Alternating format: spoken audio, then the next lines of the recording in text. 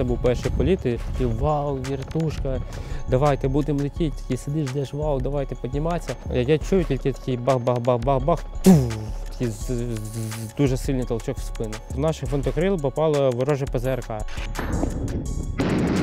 Ворожа ракета. Треба було мати хоробрість і стальні яйця, щоб злетіти в Маріуполь при такій ситуації.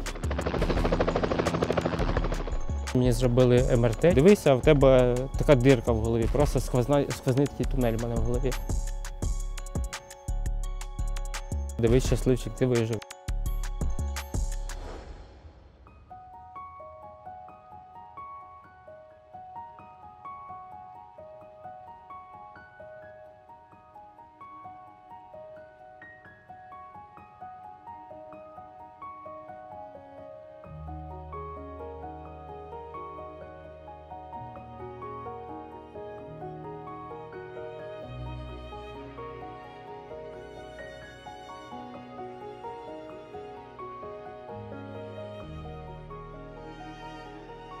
До середини операції в Маріуполі я навіть якось сильно всерйоз не восприймав того, що воно відбувається. Тому що, виїжджаючи туди, я думав, ну зараз ми швидко повоюємо і назад на базу, швидко повоюємо і назад на базу. Ми не думали, що це не так багато затягнеться. Це особисто моя думка. Але прийшлось воювати до останнього. Я навіть з бази не забрав до кінця свої речі. Я зимні куртки я до кінця не позабирав собі. І я був в осінньої курточці майже всю війну пробігав. Це був ще один звичайний день, коли такий зранку просинається, о, я живий, хорошо, і далі продовжуєш жити, так сказати. Бо в Маріуполі кожен день, кожне закінчення дня, це була така галочка, все, сьогодні я вижив, дякую вам, завтра наступний день. Такий спиш по 3-4 години і думаєш, аби зранку не встати від того, що тебе вбили, так сказати. Ну, не встати, точніше, не встати. Ми тримали оборону міста. Це була остання 9-поверхівка, недостройка чи розрушення якесь. Це була остання 9-поверхівка, яка розділяла місто практично навпіл, і далі за нами був частний сектор. І Росія, це був такий клин, куди Росія стягувала всі свої піхоти, всі свої війська, і там було дуже багато ворогів. І що звичайний день, я просинаюся, я мався міняти на позиції, так би сказати, наблюдателя свого побратима. Я чую, як я підходжу до своєї позиції і починається стрілкотня. Я підходжу ближче і я відчуваю, як я просто падаю. Тобто я йду, оп, я вже не йду. Знаєте, як це в фільмах, ти падаєш в слоумо, ці звуки, пищання. Я оце падаю, у мене воно в голові все кружиться. Таке чувство було, я секунд 5 падав, хоча це було менше секунди. Голова закрутилася, все крутиться, все пищить. Я такий лежу, розумію, що мене поранили. Я не розумію, як мене поранили, але я розумію, що мене поранили. Я не втрачав свідомість. Я такий лежу, думаю, і що, це все? Я нажився. Я думаю, а як же вдома рідні, мама, сестра, дівчина, вони ж мене чекають.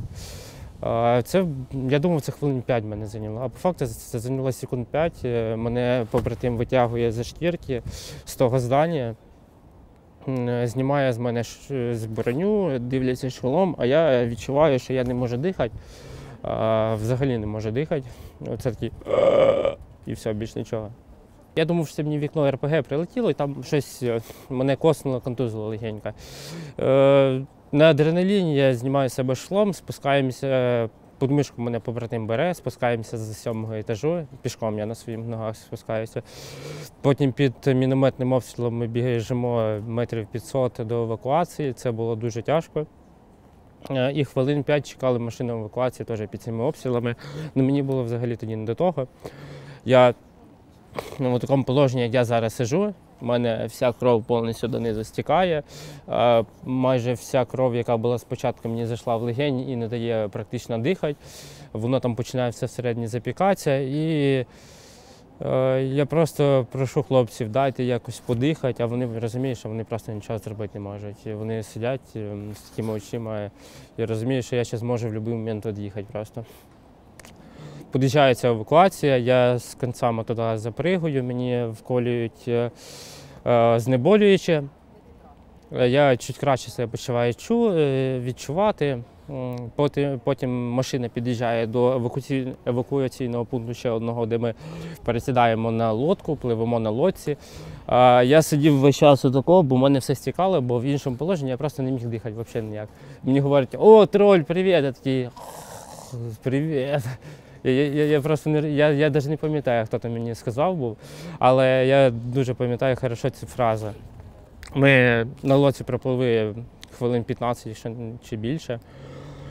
Пропливли, потім знову ми бігли, потім знову ми їхали і в кінці кінців забігли на медпункт наш, який знаходився на Азовсталі. І вже там мене дівчата приводили в чувство. Ну, я не втрачаю свідомість, просто вони хотіли мене більш стабілізувати.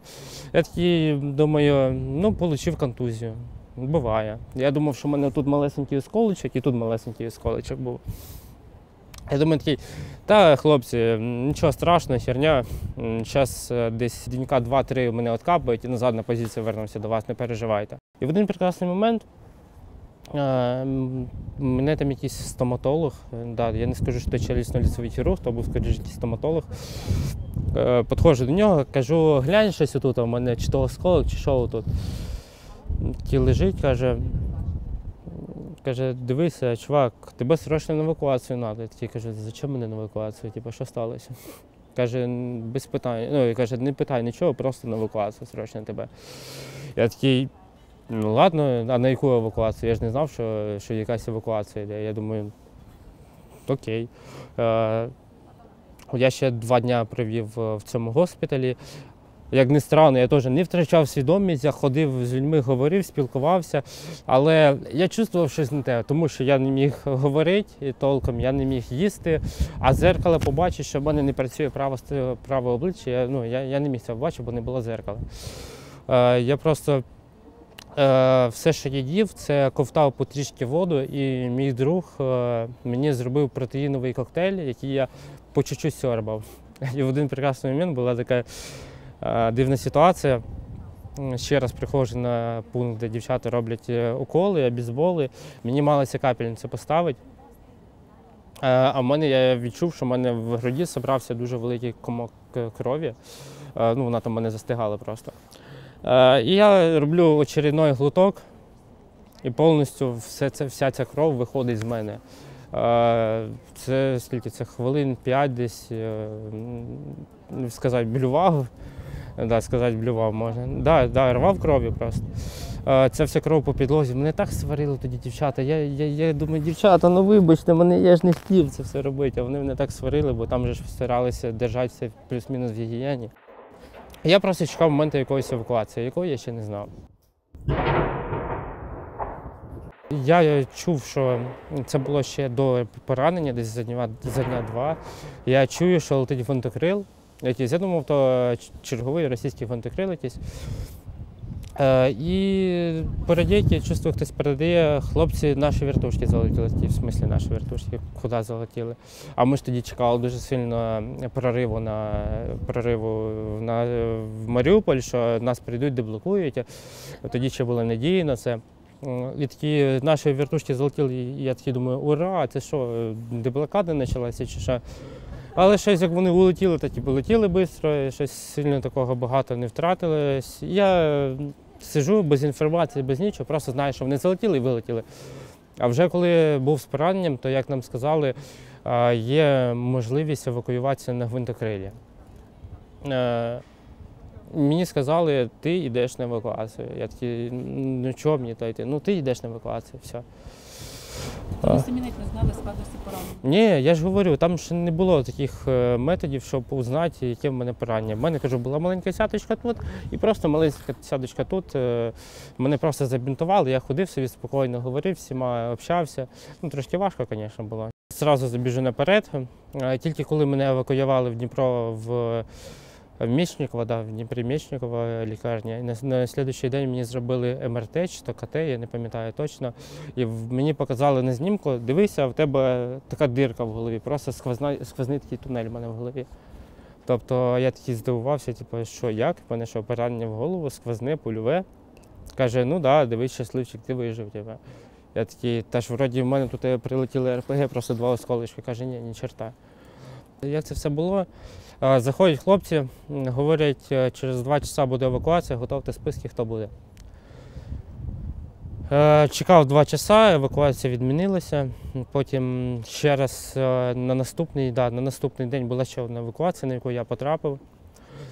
Це було під покровом ночі, орієнтовно десь 11 вечора. Ми виїжджали спочатку на кразах виїжджали тентованих.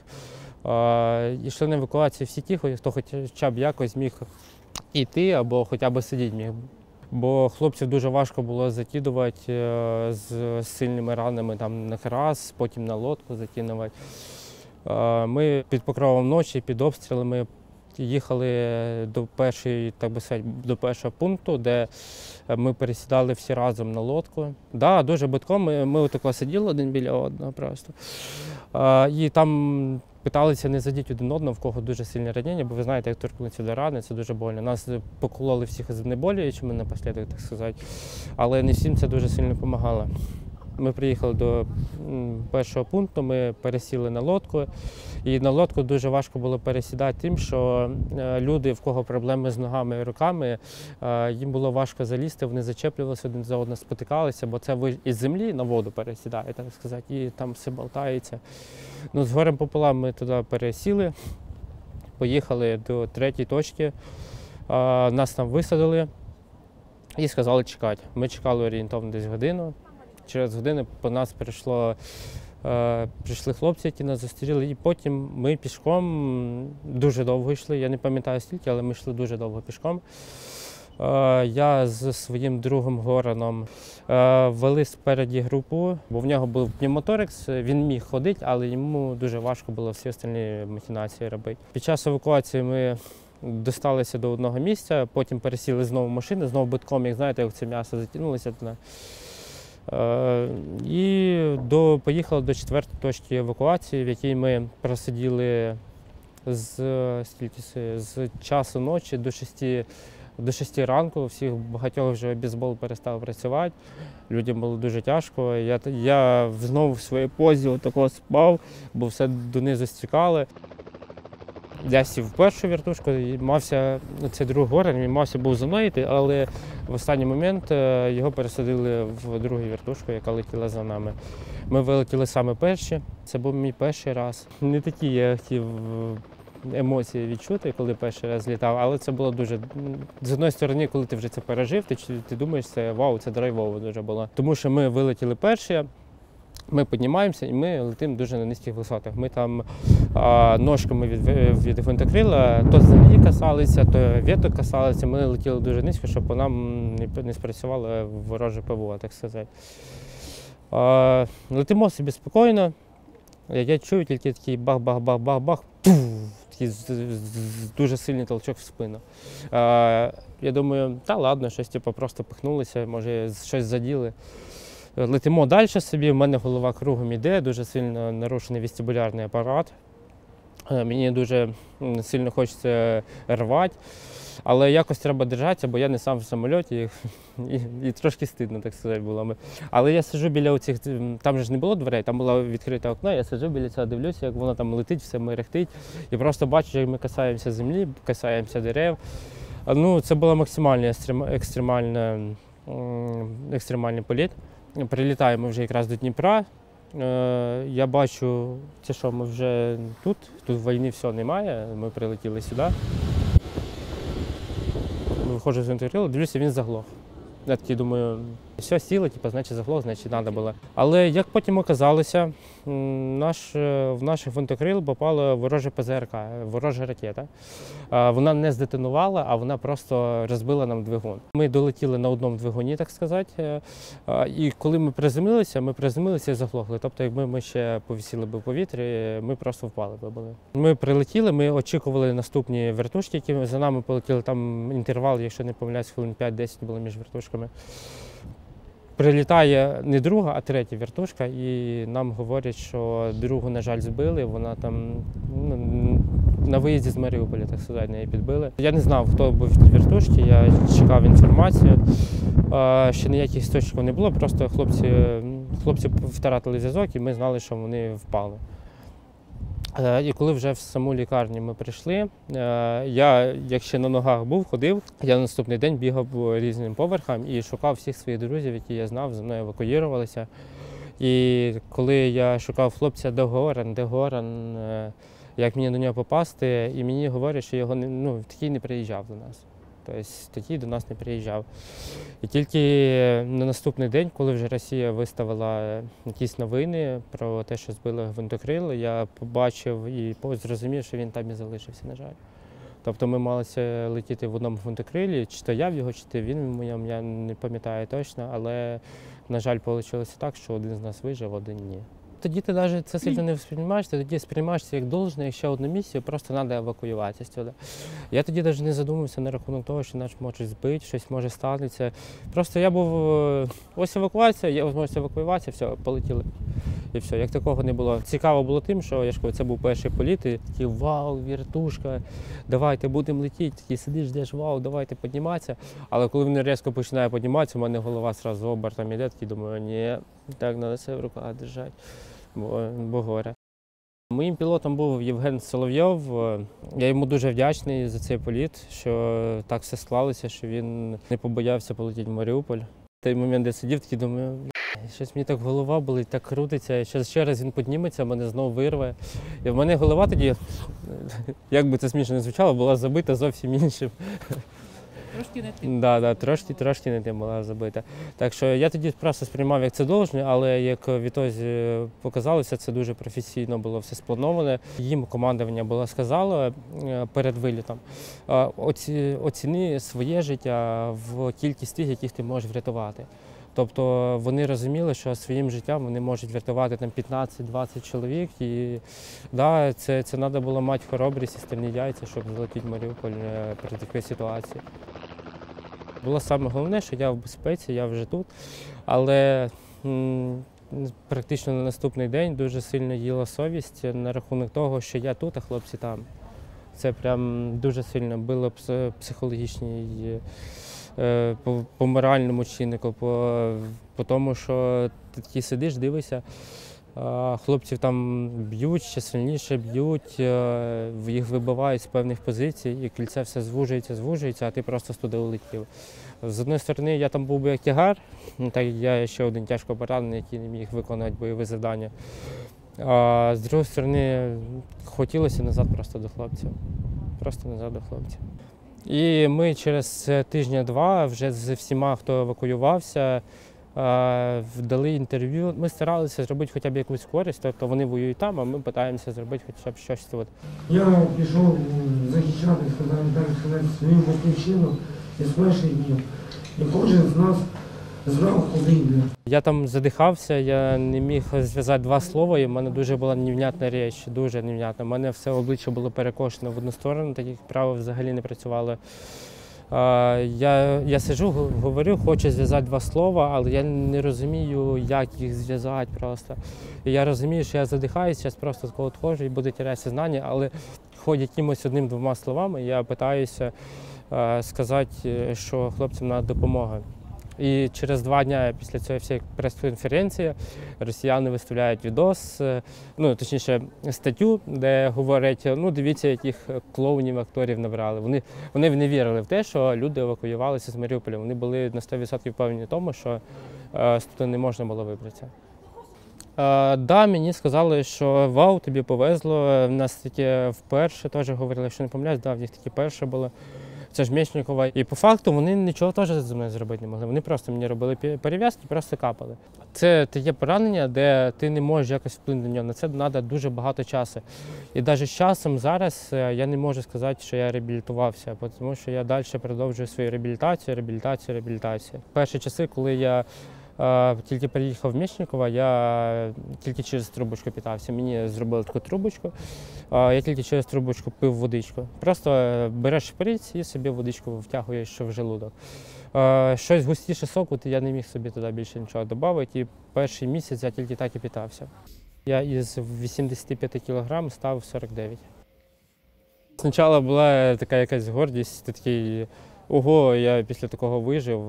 Дуже малий відсоток людей, які виживають після прямого влучання ще й сквозного в голову. Такий, ну, я щасливчик, виходить. Да, і саму ситуацію в Маріуполі розказати, як будто весь час везло, це дуже важко описати. Я не знаю, на що це можна сперти, але дуже багато історій, коли ти думаєш, ну все, кінець. А потім, ну окей, нормально, вижили, пішли далі воювати. Вже майже місяць війни. Ми очікуємо під'їзд танк. Я цю штучку. З городу можна сказати, городу вже немає. Це зараз дивишся ці фільми, там де вертушки літають, взриваються, все пахаєш. І що? Типа, ну вже не цікаво, просто дивитися такі фільми. І буває навіть з сміхом дивишся різні фільми. Там, де в 20 метрах у нього там снаряд падає, він такий виживає, витряхується, такий думаю, ну так, удачі. Біля мене найближче снаряд це падав, це від 152 калібру. Гаубиця по нам працювала. У нас був такий невеличкий шалашик, в якому ми сиділи, грілися, я такий виходжу з цього шалашика, такий, ну здравствуй, новий день, такий. Ляп, ляп, ляп. І я так швидко в окоп не пригав ще. Я так швидко в окоп не пригав, тільки чуєш, як ця земля на тебе падає. Але це було буквально 40 метрів десь орієнтовно, якщо не ближче до мене. Просто я побачив велику вспишку, я дуже швидко відреагував і чудом, так би сказати, в мене не попало. Скоріше за того, що снаряд попав більше в яму і всі осколки пішли вгору. Та й все так дуже сильно повезло. Я був списаний по стану здоров'я, мені дали другу групу інвалідності. Дуже сильно давила оця давка, що я відпочиваю, а хлопці воюють. Дуже сильно це давило. І буквально там через 4 чи 5 місяців я пишу, хлопці, давайте якось треба вирішувати, щоб я повертався в стрій. Я спочатку думав, що я піду на якусь бойову посаду, що я повернуся в стрій як боєць. Поїхав на полігон, я тоді ще був не оформлений, я тільки думав, що я буду оформлятися, я поїхав на полігон, стояв біля громких взривів, вистрілів, так сказати, і зрозумів, що великі вібрації дуже сильно впливають на мою голову, що на наступний день в мене голова була дуже сильна, як баняк, і я просто проригався дуже сильно. Ну, я себе дуже нікудишньо не чувствував, і я зрозумів, що ну все, це мені взагалі не світить. І все, мене оформили на небойову посаду, тобто інваліди можуть виконувати обов'язки на небойових посадах. Бригада розширилася, в бригади є потреби, і в нас є офіційна громадська організація, єдина організація офіційна від Азову, яка займається зборами коштів на бригади. Це Азов Ван. В ссылці під описом відео буде закріплена ссылка, за якою ви можете перейти і зробити донат для нашої перемоги. Це буде на потреби саме бригади, 12-ї бригади спеціального призначення Азов. Якби вас не евакуювали? Я просто думаю, я максимум тижня 3-4 пожив би і думаю, там я не і залишив би. Я просто мінімальне від чого я загинув, бо це від голоду, бо я ж говорю, я через шприц питався.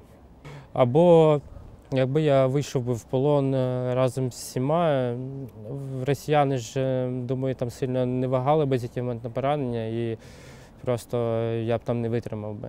Тобто я дуже вдячний, що Хуть-хуть-ху, мене, як би це дивно не звучало, мене поранили в потрібному місці, в потрібний час, і в потрібне місце, в потрібний час мене евакуювали. Якби хоча б на день-два це все змістило б, я думаю, я перед вами тут не сидів би.